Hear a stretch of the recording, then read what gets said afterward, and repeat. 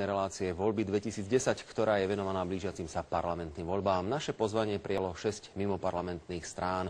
Tentokrát budú predstavovať svoje programy na témy zahraničná politika, Lisabonská zmluva a Európska únia. Skôr teda na hostí začneme zľava. Komunistická strana Slovenska Jozef Hrdlička. Vitajte. Ďakujem za pozvanie, pekný deň. Komunistická strana Slovenska Jozef Hrdlička. Nech sa páči, žrebujte obálku. Ďakujem, poprosím obálku pod číslom 1. Slovensko-maďarské vzťahy. Áno, ďakujem. Myslím si, že téma je veľmi aktuálna. Musím povedať, že nám, Komunistickej strane Slovenska, je veľmi ľúto, že v poslednom období dochádza akémusi vyhrocovaniu napätia medzi Maďarskou republikou a Slovenskou republikou. Nedávno sme boli svedkami toho, že maďarský parlament predsa len schválil občianstvo, dvojité občianstvo pre občanov maďarských žijúcich na území tu. Chcem len povedať, že je to na škodu veci, že dva národy nevedia vedľa seba mierovo a priateľsky spoluexistovať. Myslíme si, že tie veci, tá radikalizácia, ktorá sa deje i na území Maďarska, ale i na území Slovenskej republiky, je spôsobená hlavne zlou sociálno-ekonomickou situáciou, nárastom nezamestnanosti a témy, národnostné otázky politizovať. Myslíme si, že aj to, čo sa v súčasnosti deje okolo zákona o dvojitom občianstve a tieto spory sú na to, aby sa zastierali skutočné problémy spoločnosti. Nemalo byť, politici to žiaľ zneužívajú. Zdôrazniť, my tu hovoríme naozaj o zhoršených vzťahoch, o nejakej si nevraživosti medzi občanmi, v tomto prípade Maďarska a Slovenska, Slovákmi a Maďarmi. Chcem len zdôrazniť, že my hovoríme len o dôsledkoch niečoho. Hovoríme o príčinách, prečo takéto napätie tu je, aj keď vieme, má svojím spôsobom historické korene, ale ešte raz chcem zdôrazniť, že má to predovšetkým korene v zlej a stále sa zhoršujúcej sociálno-ekonomickej situácie obyvateľstva v Maďarsku, ale i na Slovensku. Komunistická strana Slovenska Jozef Hrdlička. Komunistická strana sa veľmi otvorene hlási k spolupráci so všetkými krajinami, ktoré majú naozaj úprimný záujem o spoluprácu. Čo sa týka Rusko, myslíme si, že Rusko je i v súčasnosti, i na začiatku 21. storočia jednou z najdominantnejších krajín vo svete. Slovensko, Československo i v minulosti malo vždy bohaté skúsenosti a povedzme si otvorene, i pozitívne, ale boli i trošku temnejšie stránky spolupráce s Ruskom, vtedy so Sovietským zväzom. Takisto sme toho názoru, že bolo nezmyselné a dokonca bolo choré, že po roku 90 Československo, Slovensko následne pretrhalo všetky väzby s Ruskom, ako už aj kolegovia hovorili. Mňa trošku mrzí, že v súčasnosti, ak hovoríme o zahraničných vzťahoch, o diplomácii, tak hovoríme cez akúsi prízmu akéhosi biznisu, akési prospešnosti a podobne. Samozrejme, tie vzťahy vždy musia byť vyvážené, musia byť prínosné i pre jednu, i pre druhú krajinu. S Ruskom sme vždy mali nielen obchodné vzťahy, obchodné kontakty, ale i kultúrne, vzdelanostné, i rôzne inej pomoci. Myslíme si, že je potrebné, aby v súčasnosti sme na tieto vzťahy nadviazali. A ja len na túto otázku, na túto tému poviem toľko, že vždy ako chlapec mi rezonovalo v ušiach, keď sa hovorilo, že lepší chudobný brat ako bohatý kamarát. A v tomto zmysle to hovorím v súvislosti s tým, že to Slovensko, Slovák, Slovania by mali mať a majú prirodzene bližšie takým krajinám, ako je Rusko, ako je Ukrajina, ale ako je i Poľsko, i ďalšie slovanské krajiny, ako napríklad tie krajiny na západ od našich hraníc. Jozef Hrdlička. Áno, aj Komunistická strana Slovenska je otvorená myšlienke rozširovania Európskej únie.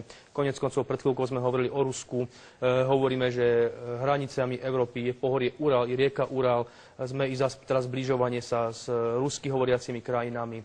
Sme za rozširovanie Európskej únie, samozrejme na základe dodržiavania kritérií, ale treba povedať, že sme za inú Európsku úniu, ako je budovaná dnes. Sme za to, aby v Európe boli naozaj rešpektované princípy historické, kultúrne, náboženské, ale nebol braný ohľad len na princípy trhové, čo umožňuje teda voľný pohyb tovaru, osôb, služieb. Sme za inú.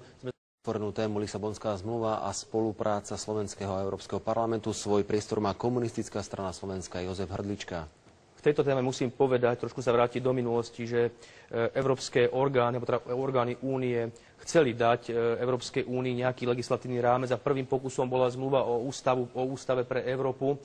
A táto zmluva stála na takých troch základných pilieroch a tými bola voľná A samotná táto prvá zmluva o ústave pre Európu obsahovala mnohé asociálne a dokonca by som povedal až militaristické tendencie a preto bola vďaka Francúzsku a Nizozemsku, Holandsku odmietnutá. Lisabonská zmluva je podľa nášho názoru predloženie občanom Európskej únie alebo parlamentom únie to isté, alebo teda v podstate to isté, čo bola zmluva o ústavu pre Európe. My ju pre tieto militaristické tendencie a mnohé asociálne prístupy odmietame. Ale tu chcem povedať, že naozaj tu je potrebné, alebo teda chcem povedať v mene komunistickej strany, že my podporujeme myšlienku spolunažívania, spolupráce, kooperácie medzi krajinami Európy. Myslím, krajších myšlienok, ale na úplne iných princípoch, ako je Európska únia budovaná dnes. Nie len na základe trhu, na základe biznisu, ale hlavne na základe, už som povedal, historických tradícií.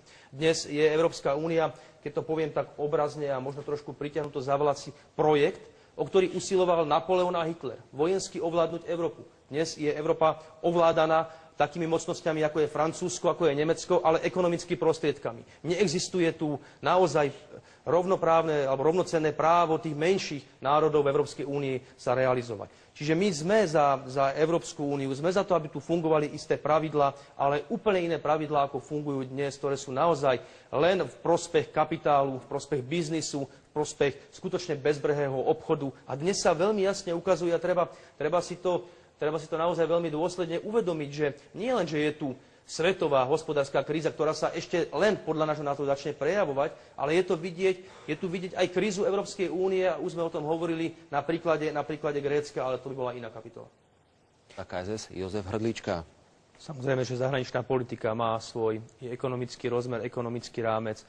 My sme jednoznačne po tej ekonomickej stránke za to, aby sa Slovenská republika, slovenská ekonomika neorientovala len čisto jednostranne na trhy únie, respektíve na Spojené štáty americké, ale aby naozaj hľadala i tých svojich bývalých prírodzených historických spojencov, s ktorými sa dalo i v tej ekonomickej rovine spolupracovať. A naozaj budem sa zrejme aj ja opakovať, ale je tu priestor na východ, Rusko, Ukrajina, Bielorusko, je dnes svetovým ekonomickým gigantom Čína, je to Vietnam, ktorý sa otvára svetu. Takže hľadať tú možnosť spolupráce nie len tam, kde sme boli tlačení doposiaľ na Európsku úniu, na západné krajiny, ale aj smerom do iných netradičných krajín.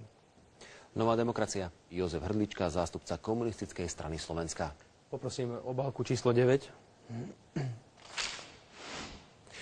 Vzťahy Slovenska a Spojených štátov amerických. Ja som už predtým pri podobnej otázke vo vzťahu k Rusku, k Ruskej federácii povedal, že sme za priateľské vzťahy.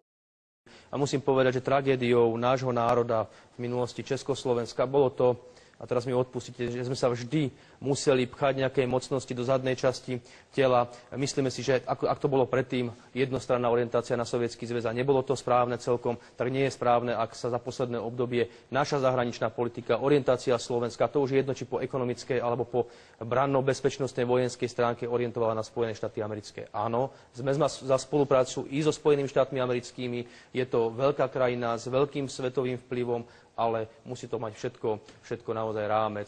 No. Jozef Hrdlička.